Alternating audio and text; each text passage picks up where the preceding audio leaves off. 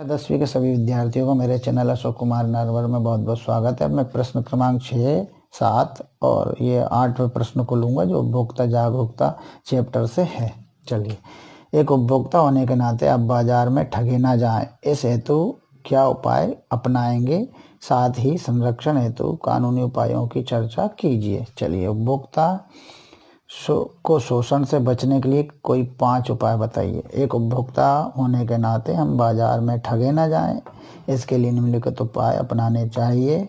रसीद प्राप्त करना पहला है कि हम ठगे ना जाएं, इसके लिए क्या है, कोई 5 उपाय। पहला उपाय रसीद प्राप्त करना। किसी वस्तु को खरीदने के साथ ही उसका कैश मेमो लेना बहुत आवश्यक है।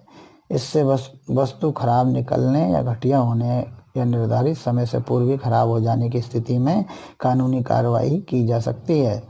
मानकीकृत वस्तुओं का क्रय, जिनमें मानकीकृत या स्टैंडर्ड वाली बातें हों तो उनको क्रय करना, खरीदना। बाजार में अनेक प्रकार की वस्तुएं उपलब्ध रहती हैं, किंतु शोषण से बचने के लिए उपभोक्ता को हमेशा मानकीकृत वस्तुएं ही खरीदनी चाहिए। ISI एग मार्क या हॉलमार्क वाले चिन्हों की वस्तुएं मानकीकृत होती हैं। उपभोक्ता शिक्षा, शोषण में निदान का सबसे महत्वपूर्ण उपाय उपभोक्ता शिक्षा एवं जागरूकता है।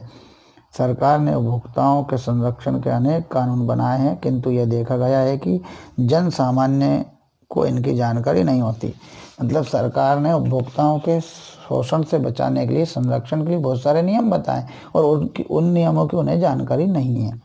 अतः उपभोक्ताओं को इन अधिकारों या इन कर्तव्यों और इन जानकारियों को रखना चाहिए। मतलब अधिकारों की शिक्षा दी जानी चाहिए। विज्ञापनों के बहकावे में ना आना। बड़ी बड़ी कंपनियां अपने उत्पादों का दूरदर्शन एवं अन्य माध्यमों में आकर्षक विज्ञापन करते हैं। इसका उपभोक्ता पर मनोवैज्ञानिक प्रभाव पड़ता है और वह वस्तुएं खरीदने के लिए तैयार हो जाते हैं, परंतु उपभोक्ताओं को विज्ञापन से सावधान रहना चाहिए। उपभोक्ताओं को जो दूरदर्शन और अनेक माध्यमों पर जो आते हैं विज्ञापन, उनसे हमेशा बच के रहना चाहिए। क्यों रहना चाहिए? क्योंकि इन्हीं के छलावे में, बहकावे में आकर जो हम वस्तुएं खरीद बैठते हैं। परंतु वस्तु खरीदने से पहले उसकी गुणवत्ता, कीमत, मात्रा आदि की जांच कर लेनी चाहिए। खराब होने की तिथि की जांच यानी एक्सपायरी डेट की जांच। हमें सदैव वस्तु की निर्माण तिथि एवं खराब होने की तिथि अवश्य देख लेनी चाहिए। हमें निर्माण तिथि कब बनी, मैन्युफैक्चरिंग डेट, और एक्सपायरी डेट, ये दोनों देख लेनी चाहिए, क्योंकि इस तिथि के बाद वह वस्तु प्रभावी नहीं रहती और उसके बुरे प्रभाव होने की संभावना रहती है। उदाहरण के लिए दवाएं, डिब्बाबंद पदार्थ, खाद्य सामग्री आदि, इन सब का ध्यान देना चाहिए। अब अगला इसी में टॉपिक दिया है संरक्षण हेतु कानूनी उपाय। उपभोक्ताओं के संरक्षण हेतु 1955 में आवश्यक वस्तु अधिनियम पारित किया गया। ये कानून पारित किया गया। इसके पश्चात सन 1976 में माप तोल को व्यवस्थित करने के लिए बाट एवं माप मानक अधिनियम पारित किया गया। बाट का और माप का मानक अधिनियम पारित किया गया 1976 में। सन 1986 में भारत सरकार द्वारा उपभोक्ता सुरक्षा अधिनियम भी पारित किए गए। 3 अधिनियम पारित किए गए, 3 कानून। इस कानून का प्रमुख उद्देश्य उपभोक्ता की शिकायतों को तुरंत निपटाने तथा कानूनी प्रक्रिया को सरल बनाने से इसके अंतर्गत उपभोक्ता विवादों को निपटाने के लिए जिला, राज्य एवं राष्ट्रीय स्तर पर एक त्रिस्तरीय न्याय तंत्र या न्यायिक तंत्र स्थापित किया गया है, 3 स्तर पे। फिर बताया आगे, भारत सरकार के उपभोक्ता मामलों के विभाग ने भी उपभोक्ता को जागरूक बनाने के लिए अनेक योजनाएं चलाई हैं। जैसे देश के प्रत्येक जिले में उपभोक्ता संगठन एवं स्कूलों में उपभोक्ता क्लबों की स्थापना करना। उपभोक्ता अधिकारों के प्रति जागरूकता लाने के लिए विभिन्न स्तरों पर जागृति शिविरों का भी आयोजन किया जाता है। 24 दिसंबर भारत में राष्ट्रीय उपभोक्ता दिवस के रूप में मनाया जाता है। आज देश में 700 से अधिक उपभोक्ता संगठन कार्यरत हैं। 700 उपभोक्ता संगठन काम कर रहे हैं।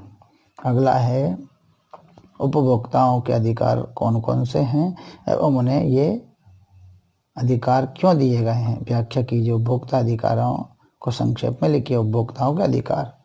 चलिए अब यहाँ शुरू करते हैं। उपभोक्ताओं को बाजार से श्रेष्ठ वस्तु एवं सेवाएं क्रय करने का अधिकार है।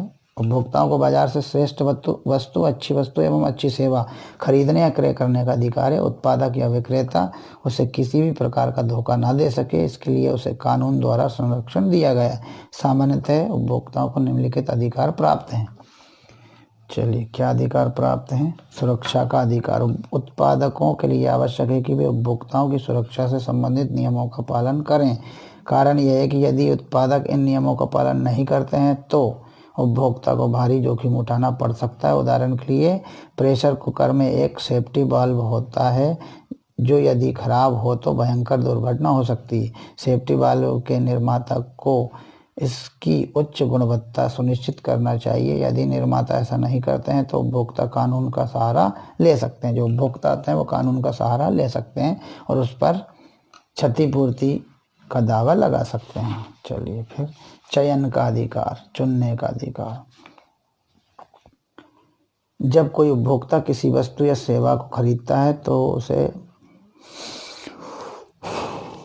चुनने का अधिकार होता है। उदाहरण के लिए, यदि हम गैस कनेक्शन लेते हैं और गैस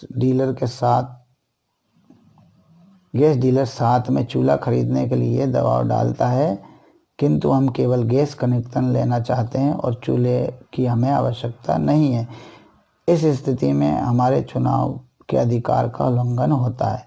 कारण यह है कि जो वस्तु हम खरीदना नहीं चाहते उसे खरीदने के लिए विक्रेता या डीलर हमको विवश करता है। ऐसी स्थिति में हम विक्रेता के विरुद्ध कानूनी कार्यवाही कर सकते हैं। माने क्या होता है कि यदि हम गैस कनेक्शन लेने गए और गैस डीलर जो है गैस के साथ में चूल्हा भी देना चाहता है और हम नहीं लेना चाहते, उसकी हमें ज़रूरत नहीं है, तो हम चाहें तो नहीं ले सकते, लेकिन वो हमें अगर विवश करे तो फिर इसके विरुद्ध हम कानूनी कार्रवाई कर सकते हैं कि वो जो गैस डीलर है हमें गैस सिलेंडर के साथ में, गैस कनेक्शन के साथ में चूल्हा भी ज़बरदस्ती दे रहा है। जानकारी का अधिकार। जब हम कोई वस्तु खरीदते हैं तब हम यह पाते हैं कि उसकी पैकिंग पर कुछ खराब जानकारी लिखी हुई होती है, जैसे उस वस्तु की बैच संख्या, निर्माण की तारीख, उपयोग करने की अंतिम तिथि और उसके निर्माण स्थल का पता आदि। जब हम कपड़े खरीदते हैं तब हमें धुलाई से संबंधित निर्देश उल्लिखित होने चाहिए। जब हम कोई दवा खरीदते हैं तो उस दवा के अन्य प्रभावों और खतरों से संबंधित निर्देश भी प्राप्त कर सकते हैं। इस प्रकार उपभोक्ता जिन वस्तुओं को खरीदता है उसके बारे में जानकारी पाने का अधिकार है। सूचना का अधिकार। भारत सरकार ने वर्ष 2005 को सूचना प्राप्त करने का अधिकार राइट टू इंफॉर्मेशन के नाम से कानून बनाया है। यह कानून सरकारी विभागों के कार्यकलापों की सभी सूचनाएं पाने का अधिकार सुनिश्चित करता है। उपभोक्ताओं को उपभोक्ता शिक्षा प्राप्त करने का भी अधिकार है। क्षतिपूर्ति का अधिकार। यह हम लघुत्तरी प्रश्न 3 का उत्तर देख चुके हैं, वहाँ पे हमने पढ़ लिया। अब आता है भारत में उपभोक्ता आंदोलन की विवेचना कीजिए। तो भारत में उपभोक्ता आंदोलन, यहाँ देखते हैं क्या उपभोक्ता आंदोलन का प्रारंभ उपभोक्ताओं के असंतोष के कारण हुआ था। उनमें असंतोष हो गया था कि उन्हें ठगा जा रहा था। उपभोक्ताओं में असंतोष के अनेक कारण थे, जैसे खाद्य पदार्थों की कमी, जमाखोरी, कालाबाजारी, मिलावट आदि। इन समस्याओं से निपटने के लिए सबसे पहले सन 1955 में आवश्यक वस्तु अधिनियम पारित किया गया। इस अधिनियम के द्वारा आवश्यक वस्तुओं के उत्पादन, वितरण, मूल्य एवं आपूर्ति को नियंत्रित करने का प्रयास किया गया। इसके बाद वस्तुओं की नाप तोल को व्यवस्थित करने के लिए सन 1976 में बाट एवं माप मानक अधिनियम पारित किया गया। सन 1986 में उपभोक्ता सुरक्षा अधिनियम पारित किया गया। उपभोक्ता सुरक्षा अधिनियम ने भारत में उपभोक्ता आंदोलन को व्यापक बनाने में महत्वपूर्ण योगदान दिया।